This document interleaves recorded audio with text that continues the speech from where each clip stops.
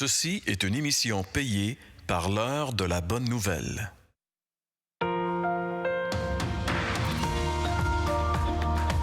Suivant ce que nous ont transmis ceux qui ont été des témoins oculaires dès le commencement et sont devenus des ministres de la parole, il m'a aussi semblé bon de te les exposer d'une manière suivie, excellent Théophile, afin que tu reconnaisses la certitude des enseignements que tu as reçus. Bonjour, bienvenue à l'heure de la bonne nouvelle. Bonjour François, bonjour Jeff. Bonjour Jean-Pierre. Aujourd'hui, on parle de Jésus qui est la bonne nouvelle et qui a annoncé la bonne nouvelle. Et ce qu'on va trouver étonnant dans le texte que nous allons découvrir de l'Évangile de Luc aujourd'hui, c'est que cette bonne nouvelle, au lieu d'être accueillie avec joie, avec frénésie, c'est plutôt l'effet inverse. Et ça, c'est malheureux. Et je pense que beaucoup de gens qui nous écoutent devraient découvrir que la bonne nouvelle, c'est vraiment quelque chose de formidable. L'Évangile, c'est une bonne nouvelle. Malheureusement, le diable, on en a parlé la semaine dernière, le diable, qui est le menteur, a réussi à faire croire aux gens que l'Évangile, c'était pas une bonne nouvelle, que c'était de la fumisterie, etc. Mais nous vous disons que l'Évangile est vraiment une bonne nouvelle. Et aujourd'hui, dans le texte que nous allons lire dans l'Évangile de Luc et sur lequel nous allons réfléchir pendant cette prochaine demi-heure, bien, ce texte-là nous démontre que l'Évangile est vraiment une bonne nouvelle. Et toi, François, tu es allé voir les gens avec l'idée de la bonne nouvelle. Oui, bien, j'ai demandé, moi, Jésus, qui est une bonne nouvelle, il est une bonne nouvelle pour qui? On écoute ça. On écoute ça. La Bible dit que Jésus, c'est une bonne nouvelle. Ça serait une bonne nouvelle pour qui? Le monde qui croit en Dieu. Pour ceux qui sont prêts à l'entendre. Pour ceux qui y croient? Pour tout le monde, là? Pour tout le monde. Tout le monde a besoin de Jésus. Pour ceux qui ont besoin d'espoir, d'après moi. Oh là là, là, vous me posez des questions. Comme on voit dans la Bible, Jésus il est venu pour tout le monde. Hein. Il est venu même pour les malportants. Pour ceux qui y croient, j'imagine.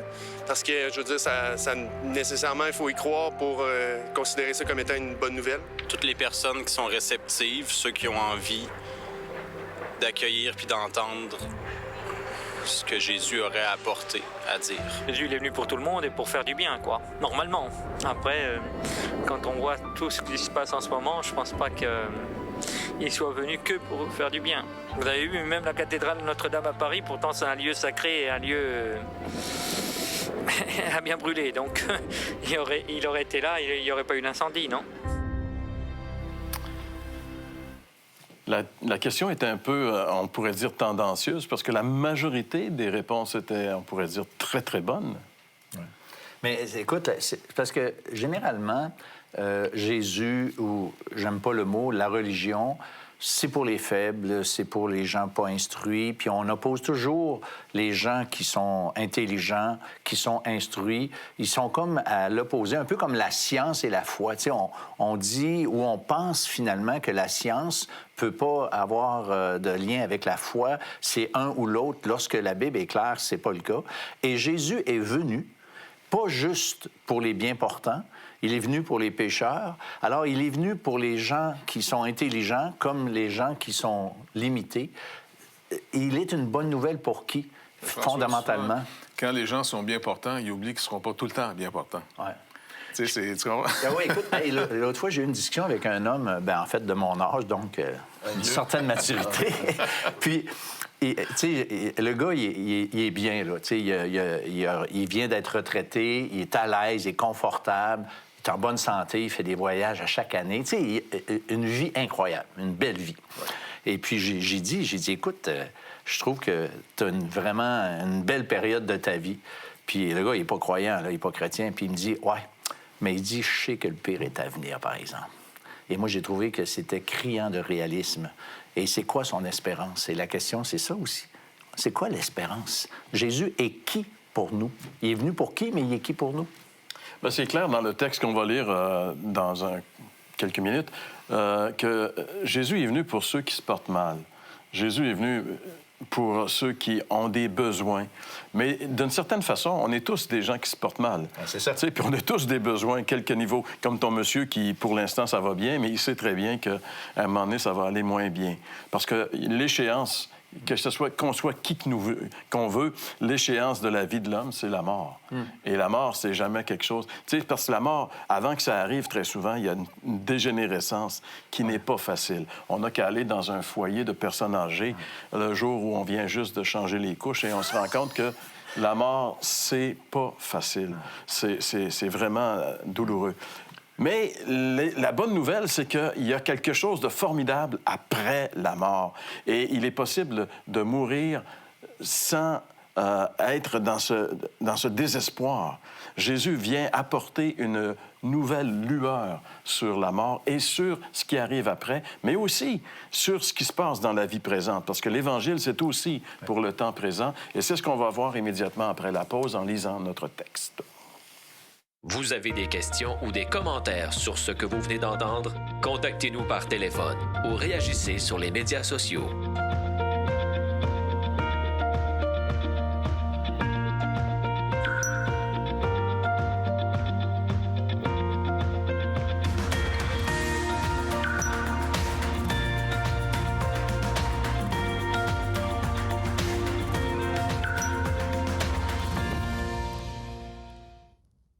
L'heure de la bonne nouvelle, en collaboration avec le Messager chrétien, vous offre gratuitement le recueil de méditation quotidienne La Bonne Semence. Pour en recevoir un exemplaire, écrivez-nous à l'heure de la bonne nouvelle, casier postal 25015, Trois-Rivières, Québec, G8Y0B5. Vous pouvez également nous joindre à info@hbn.ca ou par téléphone 1-866-509-1319. Alors, on est toujours dans l'Évangile selon Luc et on va lire aujourd'hui un passage où Jésus retourne dans son église d'enfance. Et qu'est-ce qui se passe? C'est intéressant. Oui, mais sa synagogue, c'était son église d'enfance. Il veut adapter au Québec la réalité qu'on va lire ensemble. C'est très bien, Jean-Pierre. Moi, je trouve que c'est... Synagogue, amenés ensemble. Donc, quand on allait à l'église, on s'emmenait ensemble. C'est vrai. Bon. Je vais essayer de m'en sortir vivant, mais on va lire notre texte. Verset 14 de l'Évangile de Luc, à partir du chapitre 4. Jésus, revêtu de la puissance de l'Esprit, retourna en Galilée et sa renommée se répandit dans tout le pays d'alentour. Il enseignait dans les synagogues et il était glorifié par tous.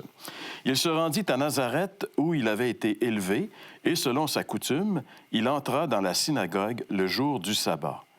Il se leva pour faire la lecture et on lui remit le livre du prophète Ésaïe. L'ayant déroulé, il trouva l'endroit où il était écrit « L'Esprit du Seigneur est sur moi, parce qu'il m'a oint pour annoncer une bonne nouvelle aux pauvres.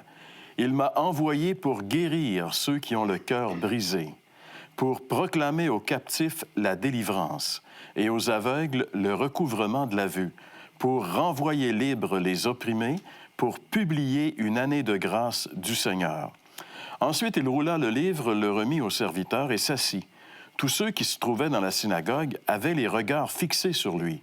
Alors il commença à leur dire, « Aujourd'hui, cette parole de l'Écriture que vous venez d'entendre est accomplie. » Et tous lui rendaient témoignage. Ils étaient étonnés des paroles de grâce qui sortaient de sa bouche, et ils disaient, « N'est-ce pas le fils de Joseph? » Jésus leur dit, « Sans doute, vous m'appliquerez ce proverbe. Médecin, guéris-toi toi-même. Et vous me direz, fais ici, dans ta patrie, ce que nous avons appris que tu as fait à Capernaum. Mais ajouta-t-il, je vous le dis en vérité, aucun prophète n'est bien reçu dans sa patrie. Je vous le dis en vérité, il y avait plusieurs veuves en Israël du temps d'Élie, lorsque le ciel fut fermé 3 ans et 6 mois, et qu'il y eut une grande famine sur toute la terre, et cependant, Élie ne fut envoyé vers aucune d'elles, si ce n'est vers une veuve à Sarepta, dans le pays de Sidon. Il y avait aussi plusieurs lépreux en Israël au temps d'Élisée, le prophète, et cependant, aucun d'eux ne fut purifié, si ce n'est Naaman le Syrien. Ils furent tous remplis de colère dans la synagogue lorsqu'ils entendirent ces choses. Et s'étant levés, ils le chassèrent de la ville, le menèrent jusqu'au sommet de la montagne sur laquelle leur ville était bâtie, afin de le précipiter en bas. Mais Jésus passa au milieu d'eux et il s'en alla. Alors voilà comment ça s'est déroulé ce sabbat, ce samedi avant-midi, dans la synagogue de Nazareth.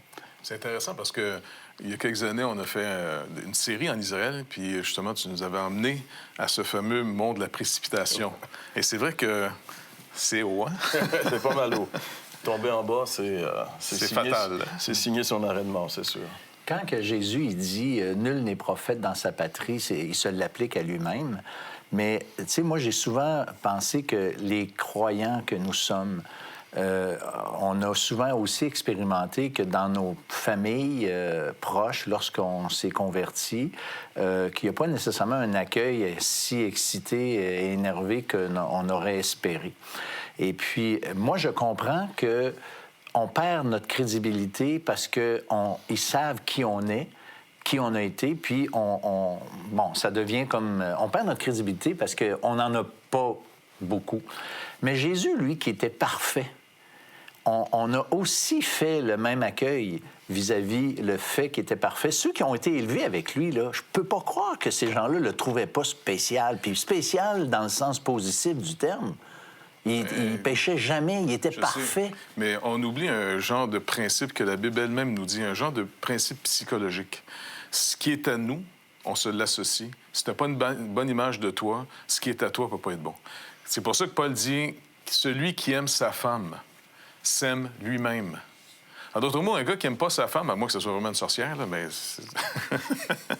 mais règle générale, souvent, la familiarité qu'on a, on se l'associe. Il y a même quelqu'un qui avait déjà dit un jour en disant « Moi, j'espère de jamais être reçu dans ce club select parce que la journée que je peux y aller, ça n'a plus de valeur pour moi, moi, être là. » Tu vois? Donc, il y a ce principe-là aussi que ce qui est de chez nous, bon, ben c'est de chez nous. Comment? C'est le fils de Joseph. On connaît le gars. Et Jésus, qu'est-ce qu'il a fait, lui, pendant peut-être de 15 ans à 30 ans? Il travaillait.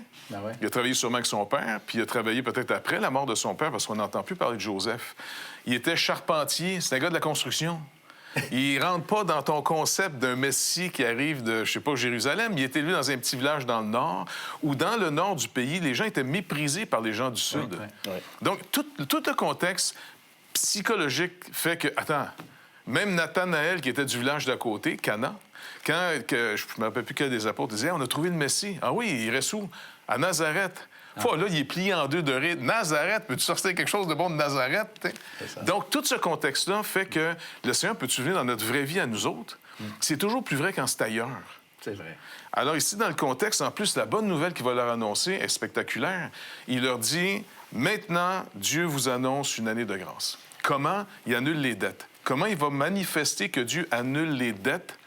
Il enlève les conséquences du péché, qui sont finalement les marques d'un manque de santé, pauvreté, brisé. Tu sais, quand on est malade, c'est pas à cause de nos péchés personnels.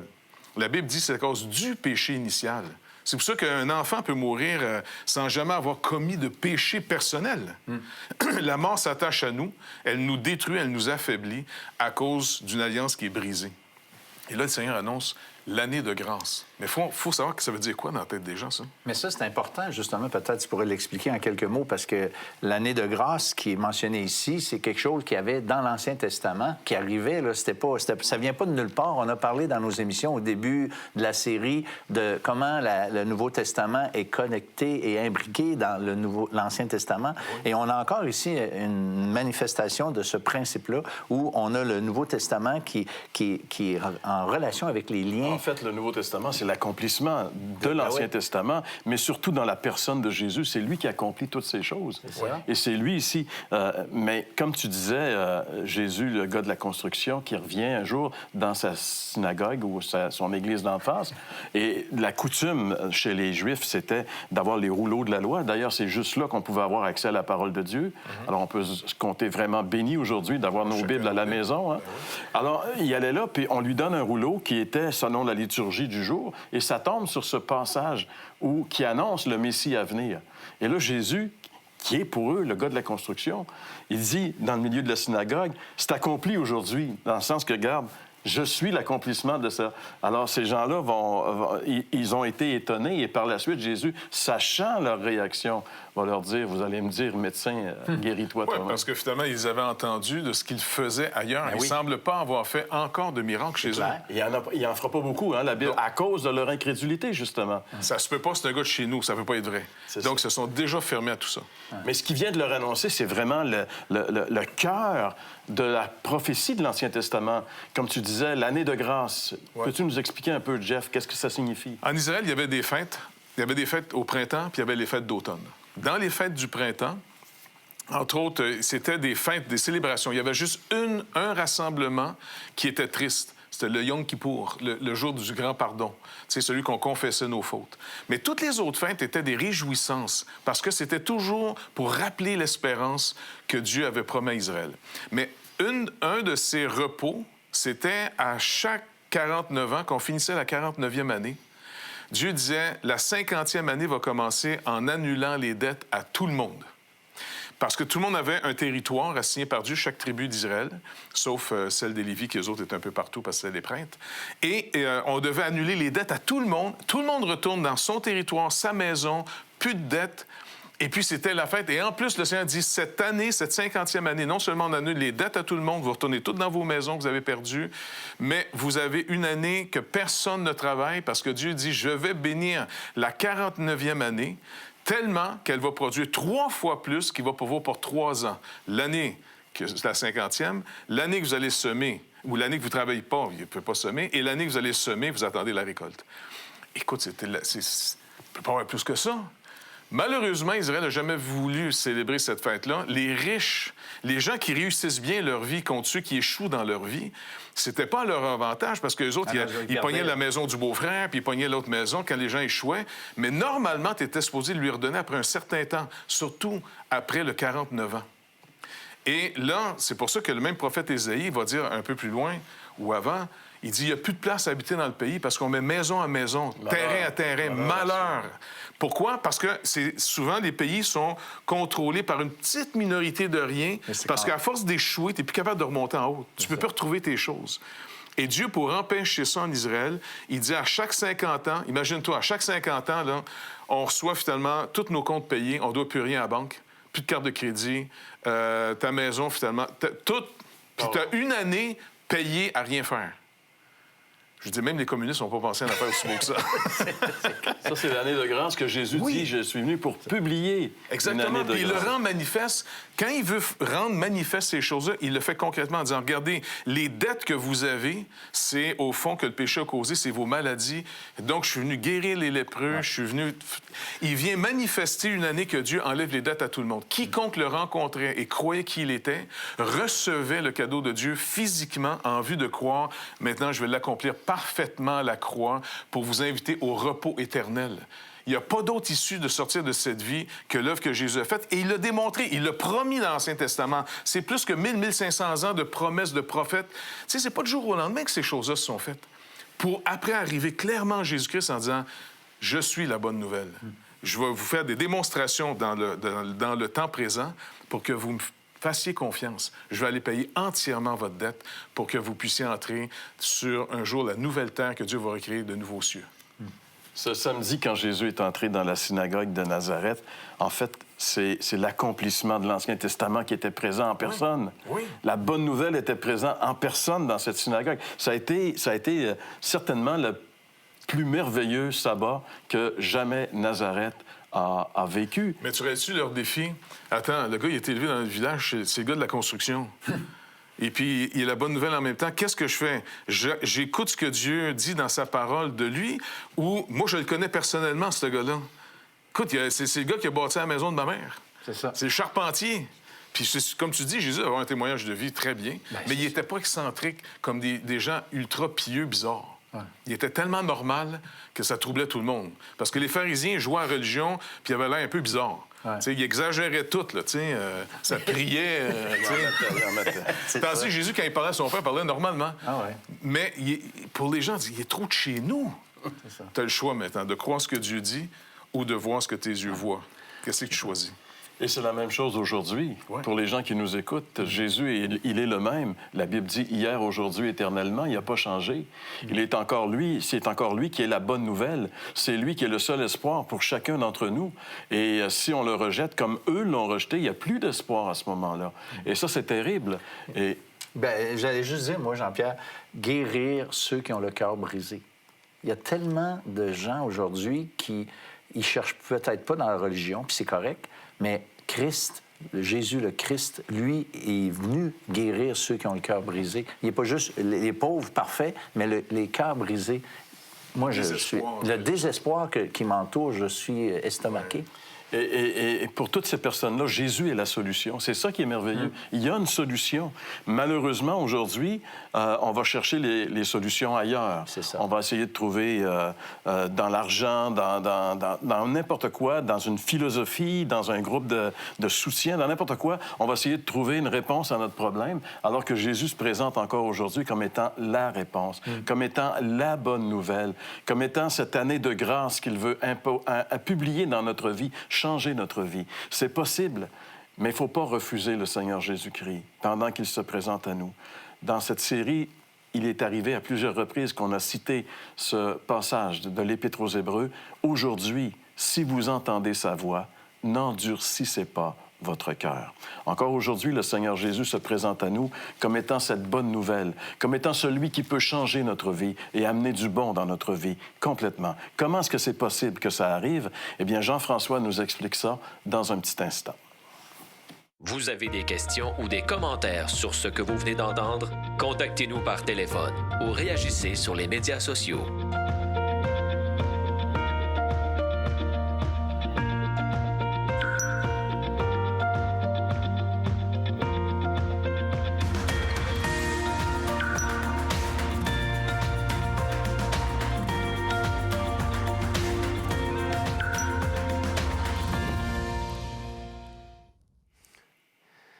C'est une vraiment bonne nouvelle là, qu'on entend cette semaine. En fait, la libération de toutes les dettes. J'ai beaucoup aimé l'illustration que Jeff a partagée. S'il fallait que la compagnie de carte de crédit nous dise qu'on ne doit plus rien, qu'on n'a plus besoin de payer l'hypothèque, qu'on n'a plus besoin de payer rien, ce serait incroyable. Mais honnêtement, ce ne serait pas aussi incroyable que l'offre que Jésus nous donne. C'était annoncé dans l'Ancien Testament parce que ça représentait quelque chose. Hein, ça a été dit déjà... il y a une illustration d'un principe plus grand qui est représenté là-dedans. Dieu voulait pour le peuple qu'il y ait une justice sociale qui s'opère de cette manière-là et puis que les dettes de chacun soient remises. Mais c'était une image aussi de quelque chose qui est plus grand, qui est celle de la dette du péché, celle de la dette de nos fautes qui pèsent sur nous et qui nous séparent de Dieu. Dieu a tellement aimé les humains qu'il est venu porter sur lui-même la condamnation de nos fautes. Donc, quand Jésus est là et qu'il prêche et qu'il vient dans la synagogue et qu'il parle, qu'il arrive, il dit « La chose est sur le point d'arriver. La chose est décrétée. » C'est un décret royal, en fait, que Jésus est en train d'annoncer. Quand il dit « L'Esprit de l'Éternel est sur moi, car il m'a envoyé pour annoncer une bonne nouvelle. » En fait, le terme en grec fait référence aussi à la proclamation. C'est comme si le roi lui-même est là en train de faire une proclamation royale. Imaginez si le roi faisait une proclamation, ça porte du poids. Il faut le prendre avec quelque chose de très solennel. Oh, c'est le roi qui est en train de parler et qui dit quelque chose ici. Il est en train de dire, je proclame une bonne nouvelle. C'est une bonne nouvelle parce qu'il existe une mauvaise nouvelle. Dans Ésaïe, en fait, le passage que Jésus cite, c'est particulièrement intéressant qu'il cite une partie du passage d'Ésaïe, mais il s'arrête juste avant le passage où Ésaïe parle et il dit pour publier aussi la vengeance, la rétribution, c'est-à-dire le jugement de Dieu va venir. Mais Jésus s'arrête avant ça. Parce que Jésus est en train de venir dire ici, il va y avoir ce moment de jugement-là, mais en ce moment, je ne suis pas venu pour juger, je suis venu pour sauver. Le Fils de l'homme n'est pas venu pour perdre les hommes, mais pour les sauver, nous dit l'Évangile de Jean. Donc, c'est très, très solennel en ce moment. Et puis, vous pouvez, vous, comme moi, on peut se retrouver dans cette étape-là où Dieu va faire un reset de toute notre vie. Je ne sais pas ce qui a pu se passer dans votre vie. Je sais que certaines personnes parmi vous peuvent s'identifier à peut-être cet esclave-là qui avait perdu tous ses privilèges, qui se dit, moi, c'est fini, je ne peux plus jamais remonter la côte. C'est fini, je ne peux plus me présenter devant Dieu, j'ai perdu ma dignité. j'ai tout perdu. Pourtant, c'est à vous, c'est à moi qui s'adresse. C'est comme les esclaves. J'ai entendu ça à un moment donné, que les esclaves, après la guerre de sécession aux États-Unis, eh bien, l'esclavage était illégal. Sauf qu'il y a beaucoup d'esclaves qui sont restés esclaves parce que c'était plus sécurisant pour eux de vivre dans l'esclavage qu'ils connaissaient que de vivre dans la liberté qu'ils ne connaissaient pas. Donc, certains étaient réellement libres, mais n'ont pas voulu entrer dans cette liberté-là. Peut-être aussi que d'autres se disaient, moi, je suis juste un esclave, je ne peux pas être libre. Mais non, la liberté nous est proclamée aujourd'hui par le roi lui-même. Pour le recevoir, vous devez vous accorder par la foi avec ce que Dieu déclare. Jésus est celui que Dieu a envoyé pour subir les conséquences du péché à votre place. Votre foi s'accorde avec ça. Vous pouvez venir à Dieu et lui dire, « Je crois que Jésus est mort pour mes péchés.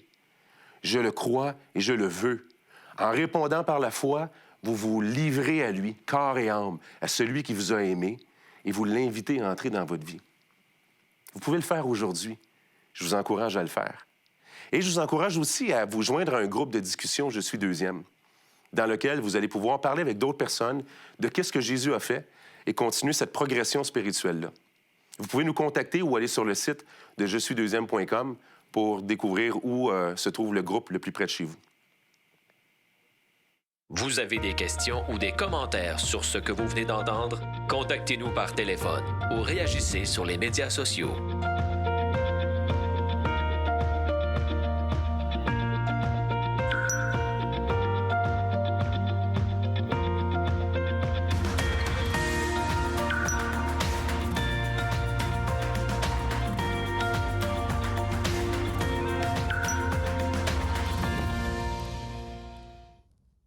L'heure de la bonne nouvelle, en collaboration avec le Messager chrétien, vous offre gratuitement le recueil de méditation quotidienne La Bonne Semence. Pour en recevoir un exemplaire, écrivez-nous à l'heure de la bonne nouvelle, casier postal 25015, Trois-Rivières, Québec, G8Y0B5.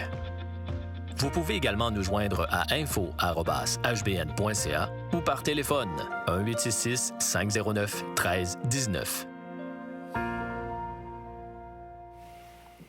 Alors, merci Jean-François de nous rappeler l'importance que chacun d'entre nous, on a une décision à prendre face au Seigneur Jésus-Christ, qui est la bonne nouvelle. Quand Jésus a annoncé cette bonne nouvelle dans la synagogue de Nazareth, ça s'est très mal fini parce que finalement, on a voulu jeter Jésus en bas de la montagne, on a voulu se débarrasser de lui. Alors que l'Évangile est venu jusqu'à eux dans la personne de Jésus, accomplissant la parole de Dieu, ça a été clairement démontré dans la synagogue. Malgré tout ça, on n'a pas cru. L'incrédulité des gens était tellement grande que la Bible nous dit, dans d'autres passages, que Jésus n'a pas pu faire beaucoup de miracles dans cette ville de Nazareth. Mais ce qui est encore plus terrible, c'est que la Bible nous dit aussi que dans tous les villages où Jésus a parlé, même son village, sa ville, Capernaum, a été incrédule. Bethsaïda, Chorazine, toutes ces villes où Jésus a prêché, où il a fait des miracles, ont rejeté Jésus, ont été incrédules. Et il y a un malheur associé à cela. Est-ce que vous allez être incrédule, persévérer dans l'incrédulité, ou est-ce que vous allez vous tourner vers le Seigneur Jésus-Christ, le recevant comme votre Sauveur et votre Seigneur? C'est notre désir. C'est pour ça que nous sommes là, dimanche après dimanche, pour vous rappeler l'importance de connecter avec le Sauveur, le Seigneur Jésus-Christ. On se retrouve la semaine prochaine pour une autre émission de l'heure de la bonne nouvelle.